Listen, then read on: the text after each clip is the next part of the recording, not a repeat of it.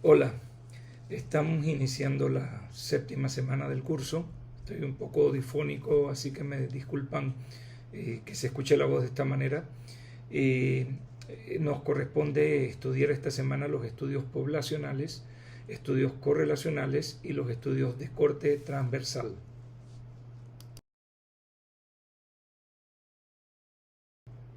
Los objetivos de esta presentación: al finalizarla, los participantes analizan las características de los estudios poblacionales y correlacionales, analizan las características de los estudios de corte transversal, explican los detalles metodológicos de los estudios poblacionales, correlacionales y de corte transversal y analizan la utilidad y aplicaciones de los estudios poblacionales, correlacionales y de corte transversal. Entre los temas a desarrollar, iniciaremos con las características de los estudios observacionales analíticos. Luego veremos las características principales de los estudios poblacionales y correlacionales. Seguiremos con las características principales de los estudios de corte transversal y revisaremos la utilidad y aplicaciones de los estudios poblacionales, correlacionales y de corte transversal.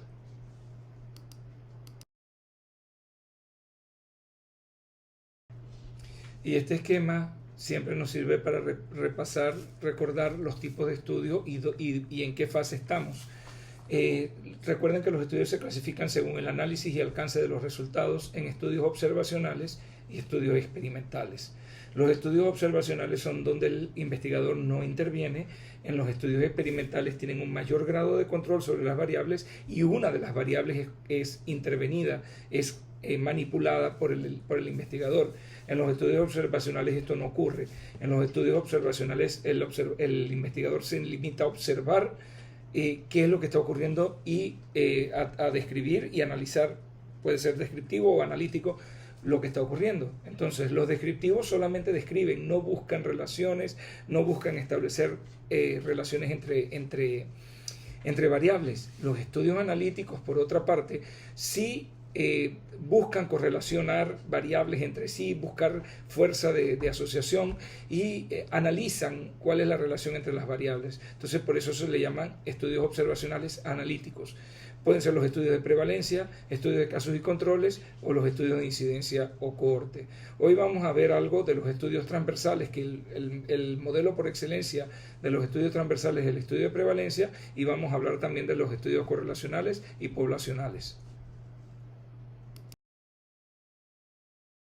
Entonces recuerden, aquí lo importante al momento de elegir el diseño de estudio, el tipo de estudio que vamos a realizar, el investigador tiene que decidir, ¿va a ser un estudio en el que va a intervenir o va a ser un estudio en el que se va a mantener al margen y va a observar y analizar los datos que obtiene? Si se mantiene al margen, está haciendo un estudio observacional. Si interviene y manipula una de las variables, está haciendo un estudio experimental. Todavía en esta fase, lo que estamos explicando, todos son estudios observacionales. Y recuerden que también clasificamos los estudios según el periodo y secuencia del estudio, que pueden ser prospectivos o retrospectivos, los que son longitudinales, pero que también hay los que son transversales. Hoy vamos a dedicarnos mucho a estos estudios transversales. No tienen direccionalidad ni prospectiva ni retrospectiva, es decir, no son longitudinales, son verticales, son transversales. Y también se puede clasificar según el tiempo de ocurrencia de los hechos y registro de la información. Son prospectivos si van hacia adelante, son retrospectivos si miran hacia atrás y la dirección es hacia atrás.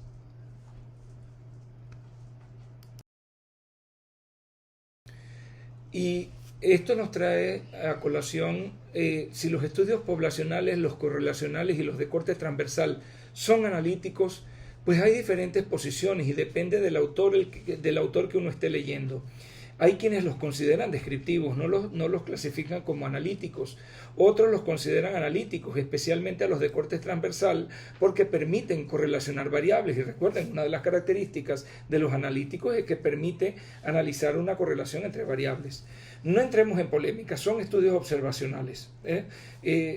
Ya les digo, dependiendo de quién ustedes lean, algunos autores los van a clasificar como observacionales descriptivos, otros van a decir son observacionales analíticos, pero son observacionales. Entonces, sin entrar en polémica, vamos a ver sus características, propósitos y cuál es su utilidad.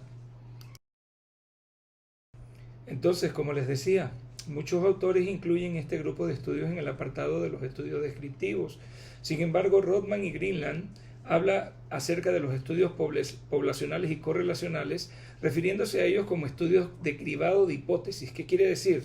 Que cuando se tienen varias hipótesis, con un estudio poblacional o con un estudio correlacional, se puede hacer un cribado, se pueden filtrar las hipótesis y escoger las hipótesis que son quizás más acertadas. Cumplirían la función de preseleccionar hipótesis de trabajo para posteriores estudios analíticos. Kleinman y colaboradores utilizan el término de diseños analíticos observacionales incompletos, es decir, que sí tienen algún componente analítico, pero que no tienen todas las características para considerárselos del todo analíticos, hablando de los poblacionales y correlacionales.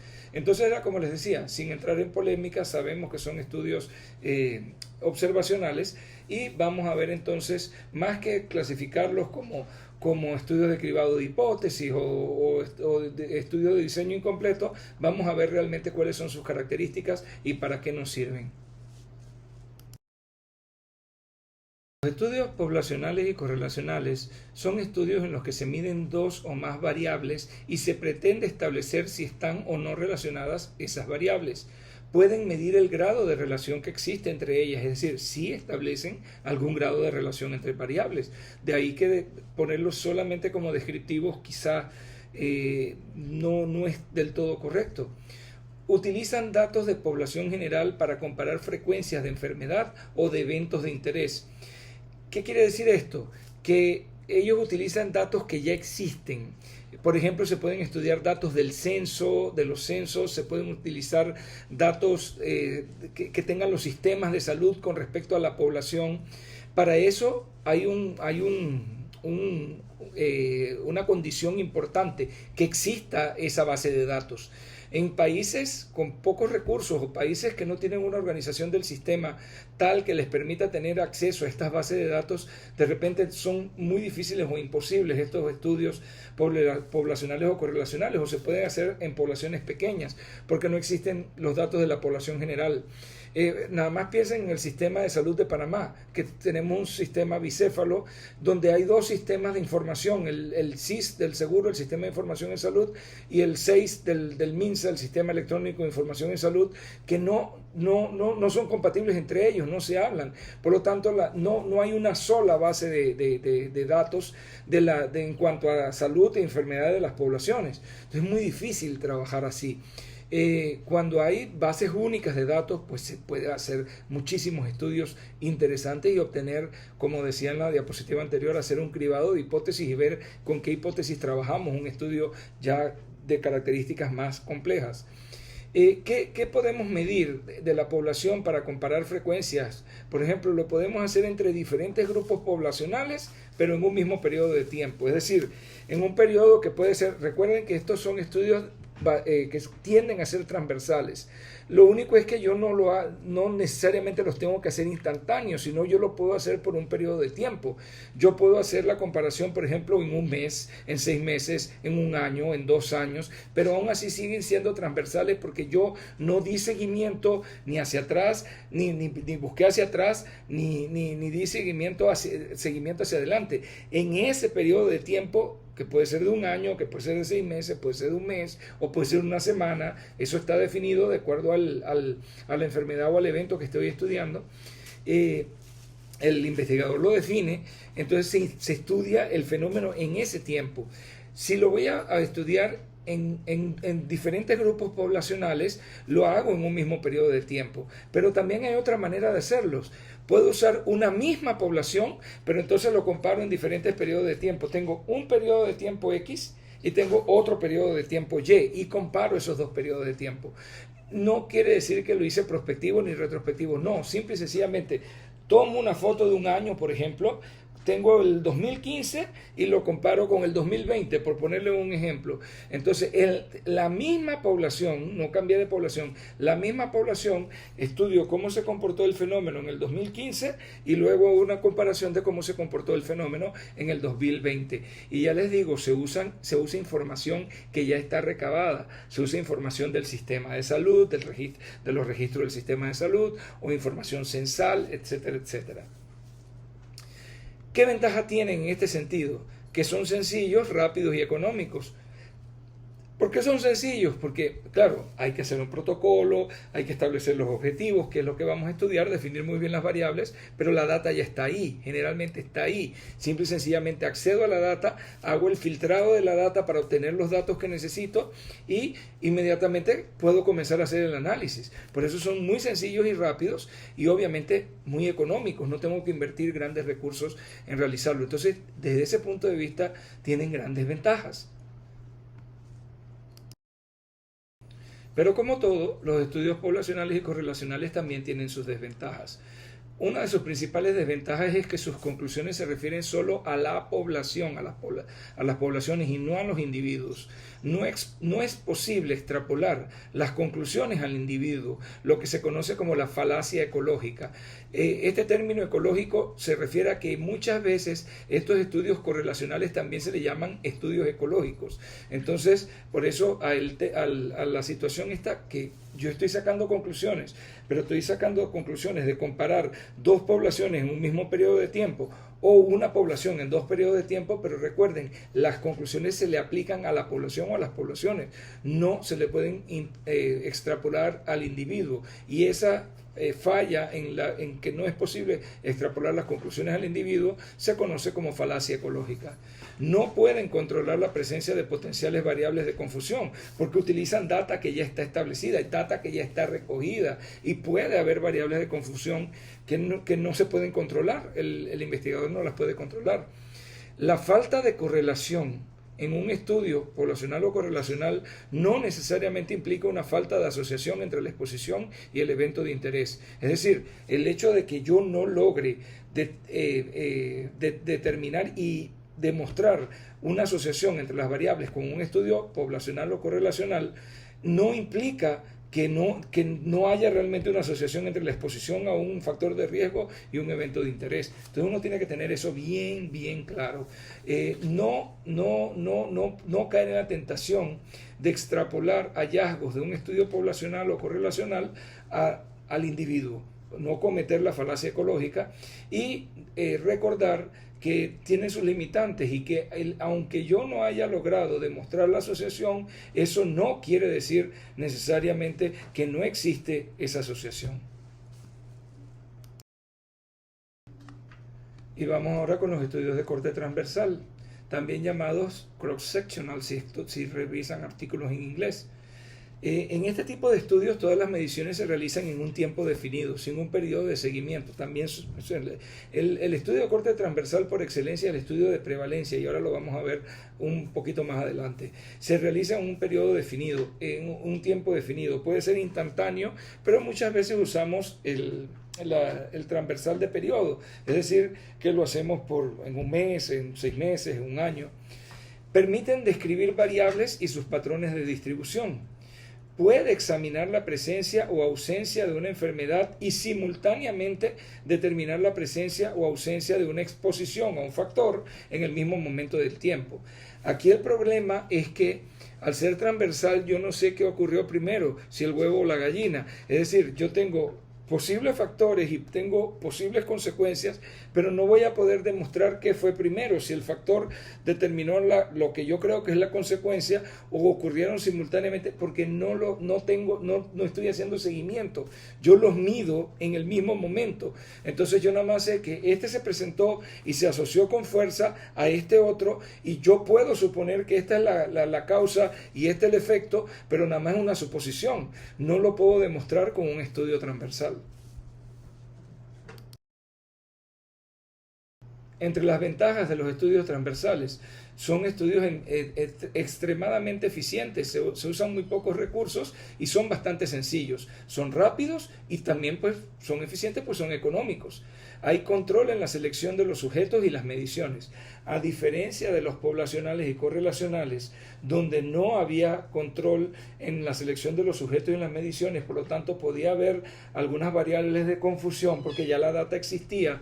Acá el investigador sí controla la selección de los sujetos y controla las mediciones, hace las mediciones.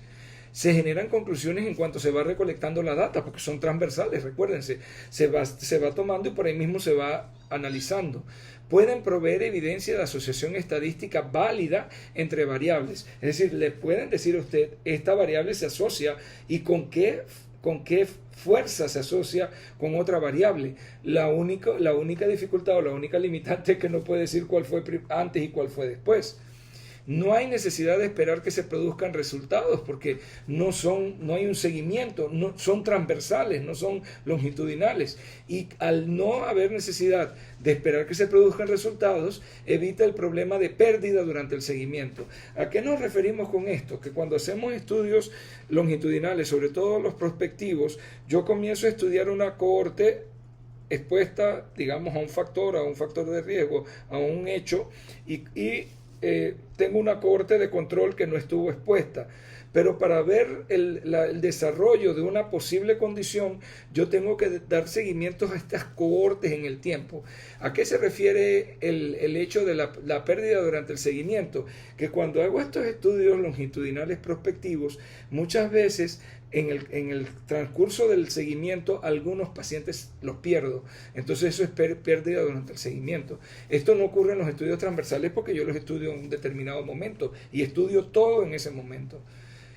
También tienen mejor calidad de los datos que en los estudios retrospectivos. ¿Por qué? Porque yo estoy obteniendo los datos como investigador y esos datos tienen mejor calidad, aunque lo esté haciendo de manera transversal. En los retrospectivos dependo de la memoria o de registro de información y ahí puede haber entonces poca calidad de la data.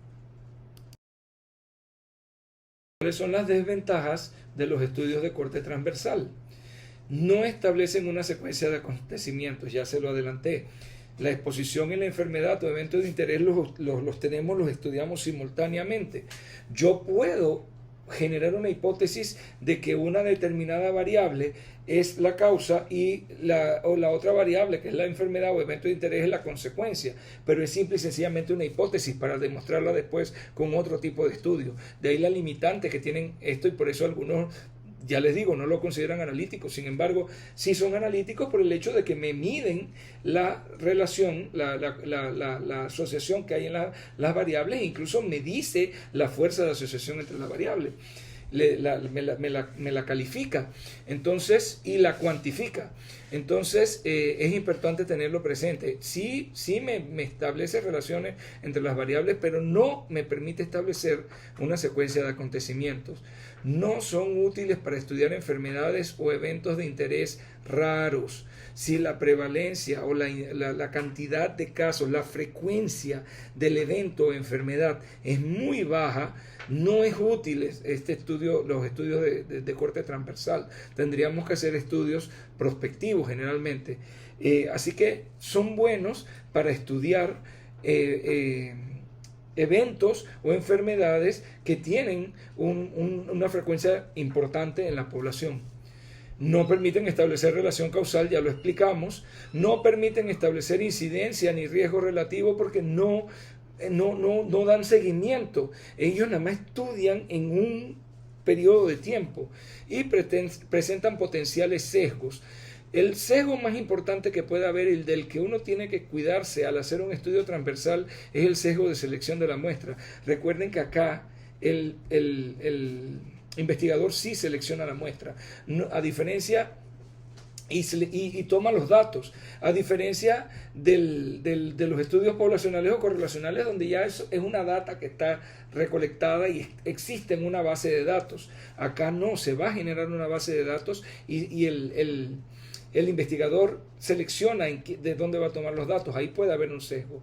Y también puede haber el sesgo de recuerdo. Aunque lo estemos haciendo transversal, siempre hay que preguntarle, digamos, al paciente si estamos relacionando un hecho de interés o una enfermedad con un posible factor de exposición. Hay que preguntarle a la persona si estuvo expuesta al factor de exposición, y ahí puede haber el sesgo de recuerdo, que la persona no recuerde si hubo exposición o la magnitud de la exposición. Entonces son sesgos potenciales que pueden tener los estudios transversales. Entonces, el estudio transversal por excelencia es el estudio de prevalencia. Y vamos a hablar unas palabritas acerca del estudio de prevalencia. Es el estudio transversal por excelencia. Estudia una población o un grupo dentro de una población en un momento o periodo determinado. Por eso es transversal. se precisa el número de casos existentes de una enfermedad. Es lo que le interesa a uno y uno va a revisar y a corroborar el número de casos en un determinado periodo de tiempo de la enfermedad, y la relación de los casos con la población total es la tasa de prevalencia, es decir, cuántos casos hay en un periodo de tiempo, tanto los casos que ya venían como los casos que surgen en ese periodo de tiempo, todos se suman y entran en la tasa de prevalencia, es decir, el total de casos que termina el periodo en el que yo estoy estudiando. Generalmente para la mayor parte de las enfermedades lo hacemos en un año, entonces tomamos en cuenta los casos que vinieron, aunque se hayan curado, pero que sobrevivieron durante ese año. Puede que no, el diagnóstico no haya sido ese año, pero entraron como casos ese año, más los casos que se sumaron ese año y que no murieron. Los casos que fallecen no se toman en cuenta porque el corte es al final del periodo, es decir, contamos los casos que tuvimos durante todo el periodo hasta el final del periodo. Los que no llegaron porque murieron debido a la enfermedad o a otras causas, no los podemos contar. Entonces nada más contamos los casos que llegaron hasta el final del periodo. Y según el periodo estudiado hay varios tipos de prevalencia. Por ejemplo, yo puedo hacer una prevalencia momentánea. Se refiere al número de casos presentes en un momento determinado del tiempo. Por ejemplo, un corte que yo haga a medio año, ¿cuál es la prevalencia en ese momento? Y la prevalencia de periodo consiste en la prevalencia momentánea al inicio de un intervalo o periodo específico, más los casos nuevos que aparecen en ese intervalo. Puede ser un año, por ejemplo, como les decía, en la mayor parte de las enfermedades usamos un año.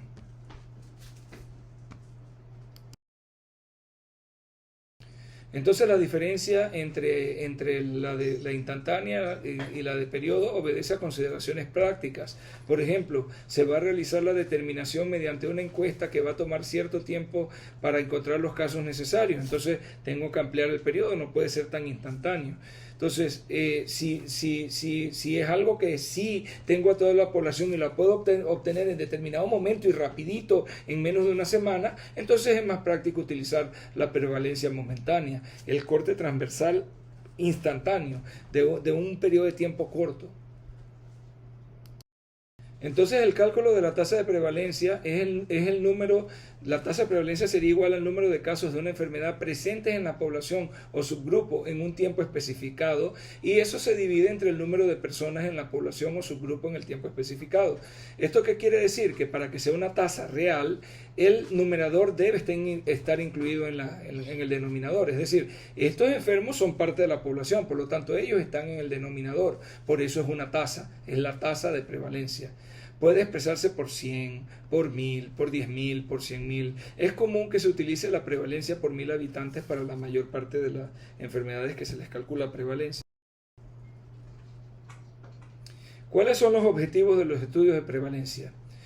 Por ejemplo, examinar las posibles relaciones entre las enfermedades y otras características o variables de interés que aparecen en una población definida y en un cierto momento. Ver si hay asociación entre esas variables.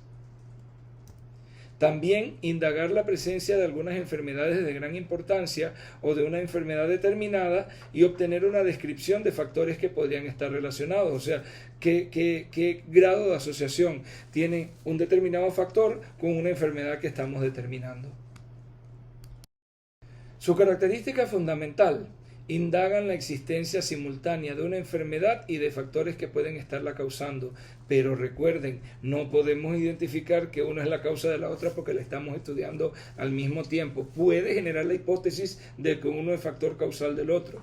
Estudia la presencia simultánea de variables dependientes, enfermedad, y de variables independientes, por ejemplo, edad, sexo, estado socioeconómico, etc., en un momento determinado de tiempo. Podría ser la exposición a un determinado factor de riesgo también se puede medir. Aquí el concepto de variables independientes y dependientes es interesante. Recuerden que la variable independiente es la que se considera como supuesta causa en una relación entre variables, es decir, es la condición antecedente, y la variable dependiente es el efecto provocado por la causa, es consecuencia de la o las independientes. Entonces, Aquí en los estudios de prevalencia es muy difícil establecer, casi imposible establecer cuál es independiente y cuál es dependiente. Nosotros, por nuestro conocimiento, lo podemos elucubrar, lo podemos hipotetizar. Es decir, podemos generar una hipótesis de que un factor está causando tal evento o tal enfermedad, pero no lo podemos demostrar con un estudio de prevalencia porque no demuestra causalidad y no permite saber qué fue primero, si el huevo o la gallina. Entonces, esa es una de las limitaciones importantes de los estudios transversales de prevalencia. A diferencia de los estudios de casos y controles, los estudios de casos y controles investigan a partir de la presencia o no de la enfermedad. Es decir, ellos parten de la enfermedad y luego van retrospectivamente buscando factores que ocurrieron antes del momento del estudio y que pudieron predisponer al desarrollo de la enfermedad. Es decir, son retrospectivos y buscan, partiendo de personas enfermas, se tienen dos grupos. Por eso se llama casos y controles. Se tiene el grupo de los casos, que son los que están enfermos, se tiene o que presentan el evento de interés, el hecho de interés, y los controles que no lo tienen. Y nos vamos retrospectivamente hacia atrás buscando posibles factores que pudieron ocurrir y que pudieron determinar ese riesgo. Entonces, eso lo hace el de casos y controles.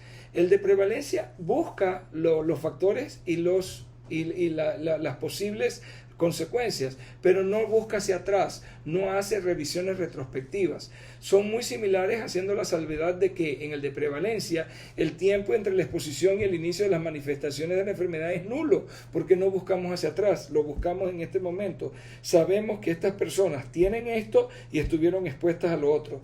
Podemos tener la hipótesis de que la exposición al factor es el que produjo la enfermedad, pero no lo podemos asegurar.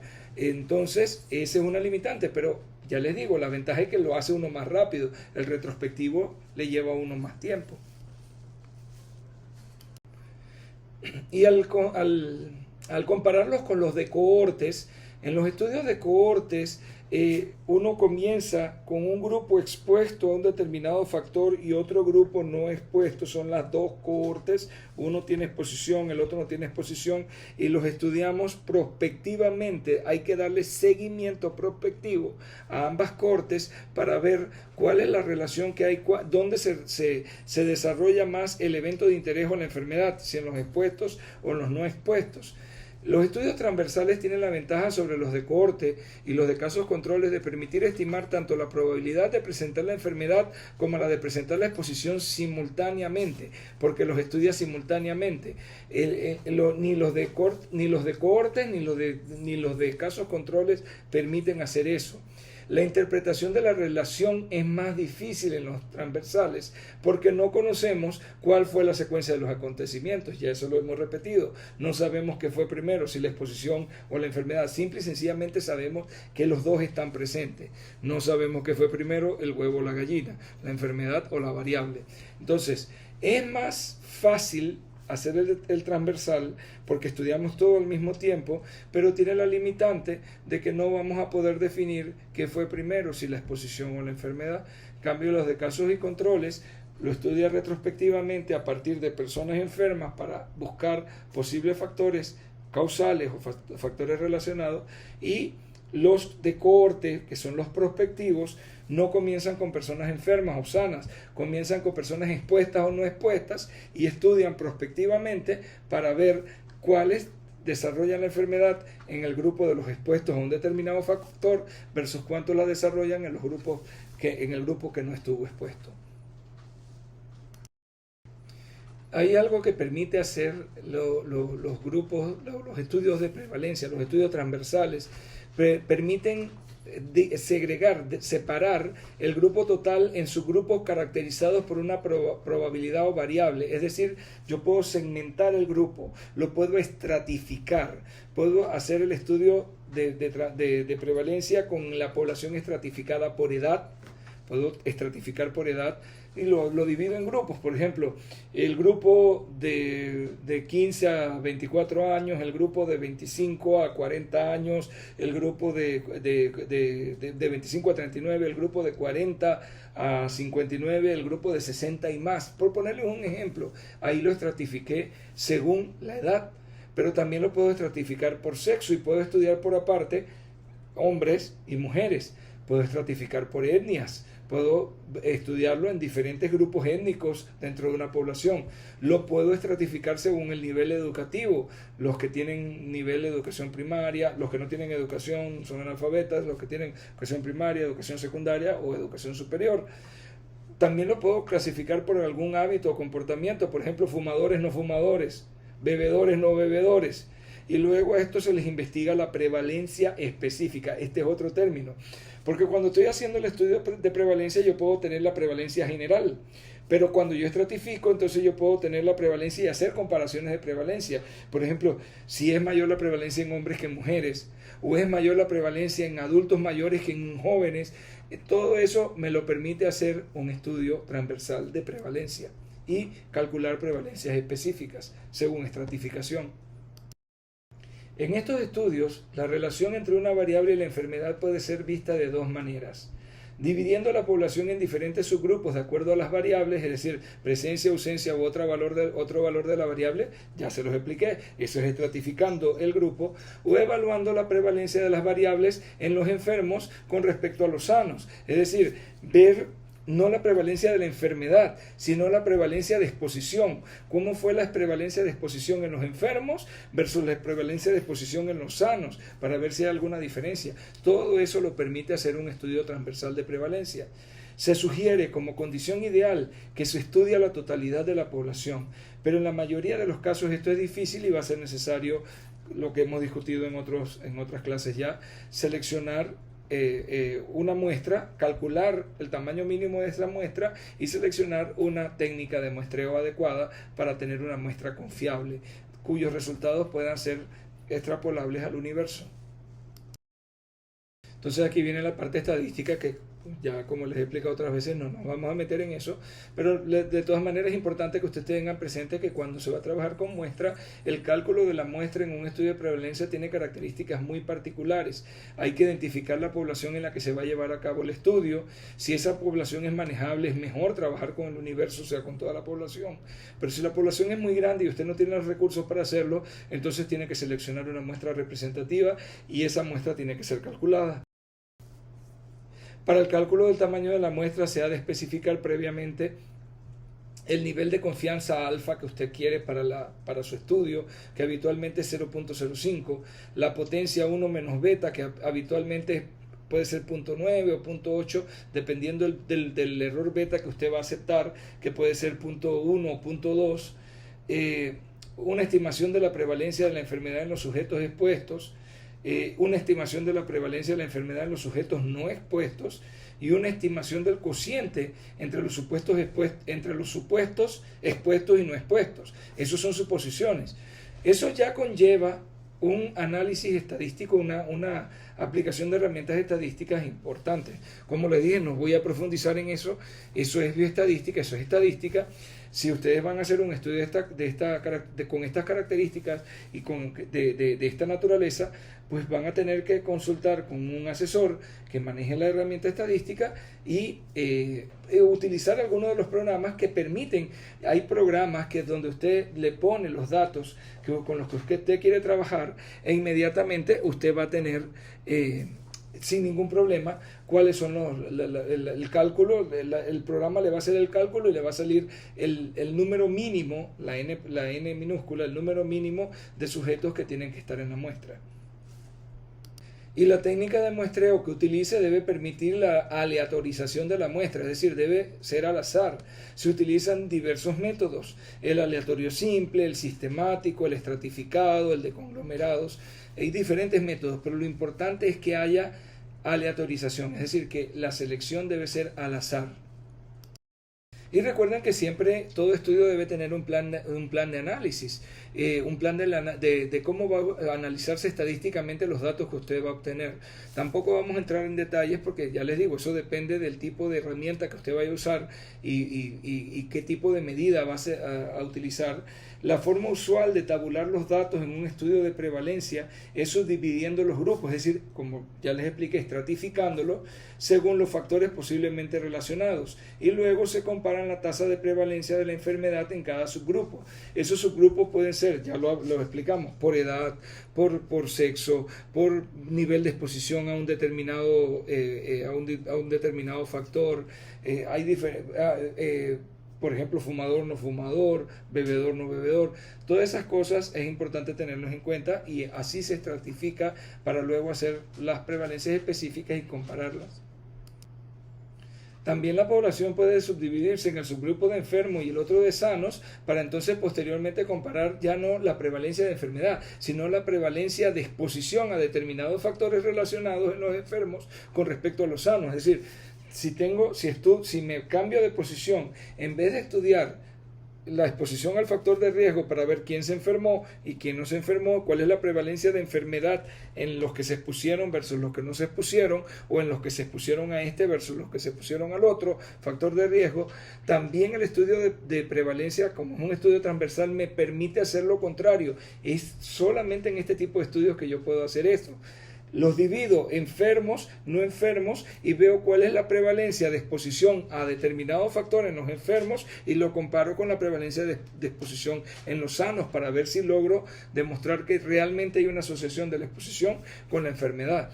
Así que el estudio de prevalencia, al ser transversal, permite que usted como investigador se pare a observar desde la enfermedad para determinar la relación con los factores de riesgo, o que se pare en los factores de riesgo para determinar la relación con la enfermedad. Esa es una ventaja de los estudios transversales. Ellos permiten hacer eso. Los otros, los longitudinales, uno no puede hacer eso. Los de casos y controles, parto de la enfermedad y voy hacia atrás buscando exposición, y los de cohortes, parto de la exposición y voy hacia adelante buscando enfermedad. Entonces, ellos nada más llevan esa sola dirección. Los transversales, los de prevalencia, yo puedo estudiarlo desde el punto de vista de la enfermedad o lo puedo estudiar desde el punto de vista de los factores de riesgo. Es lo mismo y es una ventaja de este tipo de estudios. Y generalmente para tabular los datos usamos las tablas tetracóricas o tablas 2x2, donde ponemos enfermos, no enfermos y expuestos, no expuestos. Entonces A serían los enfermos expuestos, C serían los enfermos no expuestos, B serían los no enfermos expuestos y D los no enfermos no expuestos. Entonces con eso se juega, con esos valores.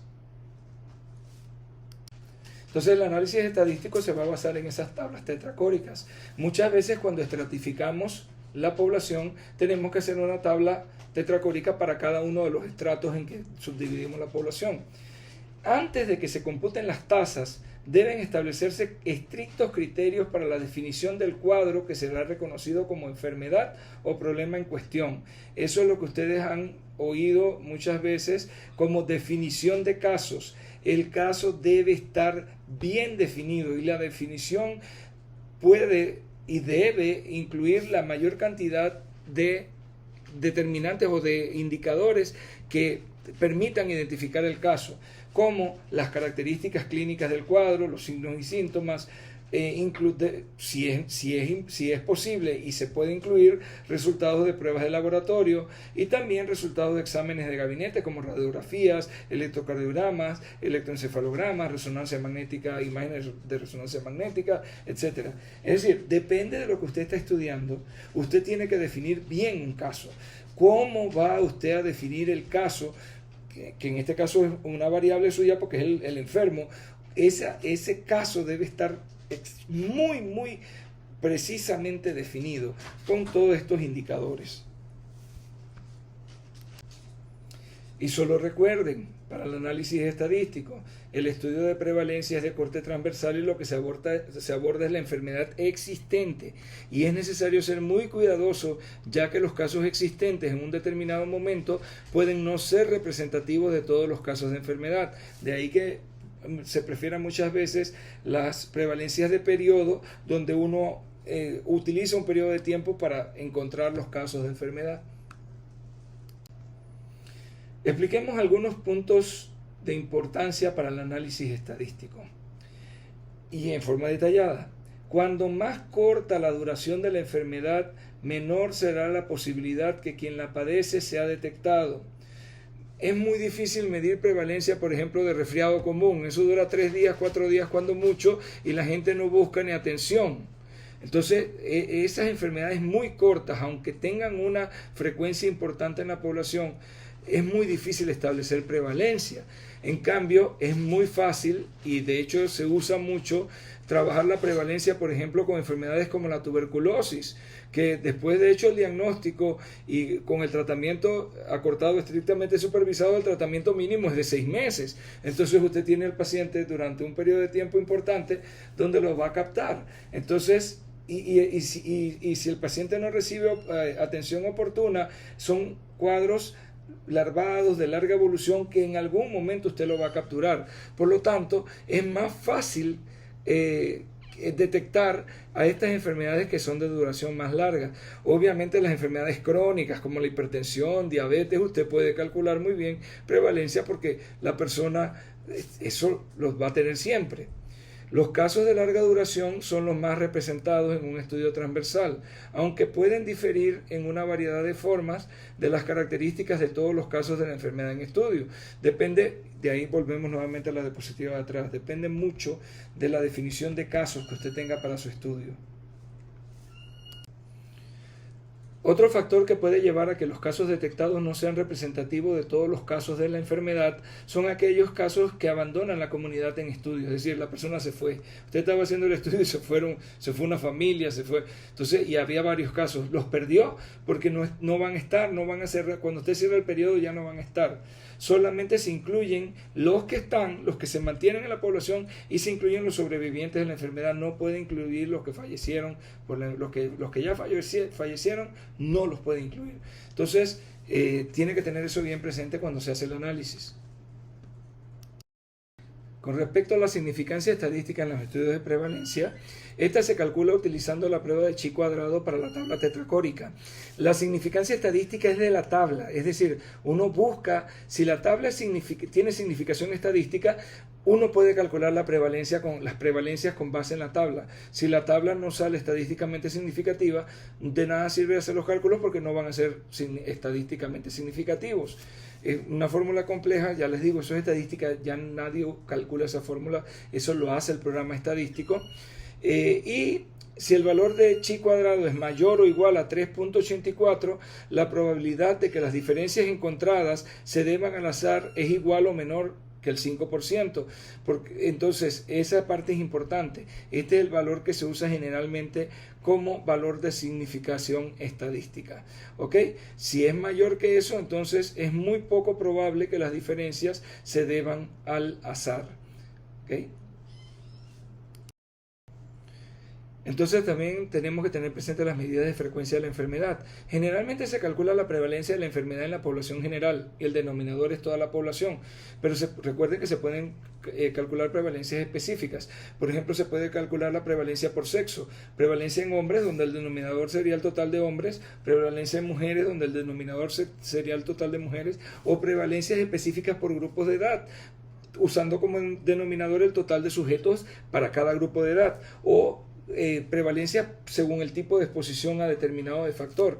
Entonces, la prevalencia de la enfermedad en el grupo de expuestos y en el grupo de no expuestos a un determinado factor se puede calcular, pero también podemos hacer lo contrario. ¿Se acuerdan que les había dicho que yo podía tomar enfermos y no enfermos y calcular la prevalencia de exposición? Bueno, también se puede calcular la prevalencia de exposición, la prevalencia del factor de exposición en los enfermos y compararla con la prevalencia de la exposición al factor en los sanos para ver si hay diferencias. Entonces, eso solamente se puede hacer en los estudios transversales. Estudiar desde el punto de vista de la enfermedad o estudiarlo desde el punto de vista de los factores de riesgo. Otra medida que ustedes probablemente han visto en algunos estudios que hayan leído, algunos artículos, es el odds ratio, que es la razón entre la probabilidad de presentar la enfermedad y la probabilidad de no presentarla. Esta oportunidad se puede analizar desde dos puntos de vista, es decir, el riesgo de enfermar habiéndose expuesto al factor, o el riesgo de haber estado expuesto al factor si estabas enfermo. O sea, nuevamente, en el estudio de prevalencia se puede estudiar desde los dos puntos de vista. Y el odds ratio se puede aplicar en ambas direcciones. También se pueden calcular prevalencias relativas. Es decir, hay diferentes medidas de enfermedad, de frecuencia de enfermedad, que puedo calcular en un estudio transversal de prevalencia. La prevalencia relativa y la odds ratio se interpretan de la misma forma. Cuando su valor es 1, indican ausencia de asociación. O sea, es igual haberse expuesto o no haberse expuesto, es igual estar enfermo o no estar enfermo. Así que no hay asociación. Con valores por encima de 1 indican asociación positiva. Es decir, el factor estudiado es un factor de riesgo. Con valores por debajo de 1 indican asociación negativa, es decir, el factor estudiado podría ser un factor protector. ¿Cómo se explica eso? Si yo estoy estudiando una enfermedad contra un factor específico, si el odds ratio es mayor de 1, ese factor es probablemente un factor de riesgo para el desarrollo de la enfermedad. Pero si yo tengo un valor por debajo de 1, ese factor podría ser un factor protector para esa enfermedad. Si el valor es 1, exactamente 1, no hay diferencia entre uno y el otro, por lo tanto, hay ausencia de asociación entre las variables que se están estudiando. Estos son ejemplos de dos estudios que tienen que ver con el parto por cesárea y el riesgo de desarrollar rinitis alérgica, asma, atopia o enfermedad celíaca. Los autores hicieron un estudio transversal en una población de niños y lo único que hicieron fue ver si estos niños tenían alguna de estas condiciones, rinitis alérgica, asma, atopia o enfermedad celíaca, y relacionarlo si habían nacido por cesárea o habían nacido por parto vaginal. No fue que ellos lo tomaron en el momento del parto y le dieron seguimiento, no, lo hicieron en un momento determinado, hicieron un estudio transversal y calcularon el odds ratio. Y fíjense, por ejemplo, para rinitis alérgica, el hecho de haber nacido por cesárea te daba un odds ratio de 1.78 con un intervalo de confianza con 95% de confiabilidad que va de 1.34 a 2.37. O sea, es asociación positiva. La cesárea es un factor de riesgo para rinitis alérgica, y fíjense que los intervalos de confianza no queda por debajo de 1, ambos quedan por arriba de 1, y el odds ratio es 1.78, o sea que sí se considera que hay asociación entre parto por cesárea y rinitis alérgica. Eso fue en este estudio. En el otro encontró 1.8 con un intervalo de confianza que va entre 1 a 3.10. Fíjense, aquí en el segundo estudio, cuando es uno de los intervalos de confianza es 1 o queda por debajo de 1, uno duda de que haya significancia estadística. ¿Ve? Pero miren que el otro sí marcó. Asma solamente fue apreciable el odds ratio en niñas, con un odds ratio de 1.83 con los intervalos de confianza entre 1.13 y 2.97. Para atopia, el odds ratio fue incluso un poquito más alto, 2.10, con un intervalo de confianza que va de 1.10 a 3.9. Y para enfermedad celíaca fue de 1.8, con un intervalo de confianza que va de 1.13 a 2.88. Entonces, aquí no es guión, aquí es punto. Entonces, se dan cuenta que el odds ratio le da a uno una información importante acerca del riesgo. Pero, recuerden, en estudios transversales yo no puedo definir causalidad. Entonces yo no puedo decir que la cesárea, el parto por cesárea, cause rinitis alérgica, o que el parto por cesárea cause asma, o que el parto por cesárea cause atopia o cause enfermedad celíaca. Lo único que yo puedo decir es que el parto por cesárea está relacionado, asociado, que es lo que yo mido, asociación a rinitis alérgica con un odds ratio de 1.78 en un estudio y de 1.8 en el otro estudio. Aquí en cuando vemos los intervalos de confianza, queda la duda. También puedo decir que está asociado a asma, pero que solamente es apreciable en niñas, no en niños, que quiere decir que ellos estratificaron por sexo.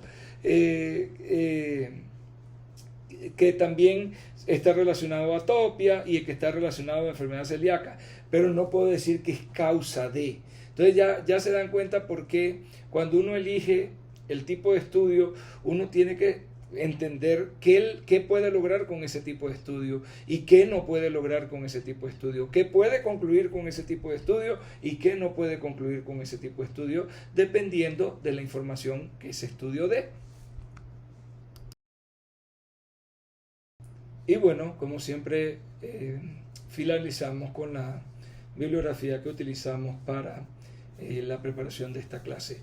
En el aula van a encontrar dos artículos que refuerzan un poquito estos conceptos, que los explican un poquito mejor y que para que les quede ya bien claro, pues los estudios poblacionales, correlacionales y los de corte transversal, cuyo estudio más significativo de los de corte transversal es el estudio de prevalencia. Quedamos así y nos vemos entonces para la próxima semana.